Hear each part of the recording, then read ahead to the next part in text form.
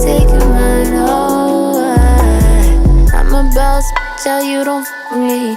Know what it is, you know this shit just ain't f with me. I write all my shit, you know I'm all about my publishing.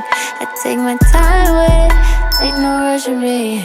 Hey girl, hey, it's Simone Love coming at you with another video, and on today's video we are going to be finishing out our part 2.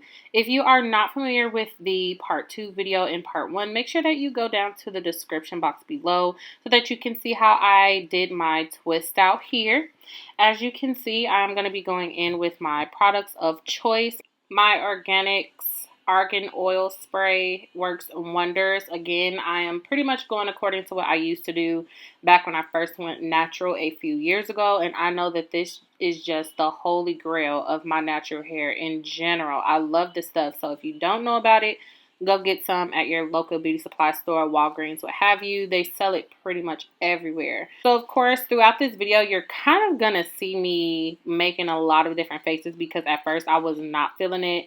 I did not like how this twist out was going. I did not like how it was looking. It was looking a little bit frizzy, which is why you use a serum or a oil spray to take down the curls so that they don't get as frizzy throughout that process.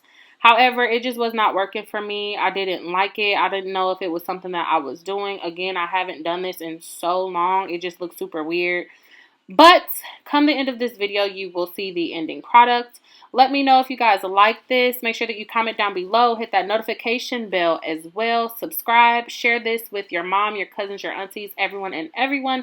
Let them know what I am doing for future videos to come. And until next time, I will talk to y'all later. Bye.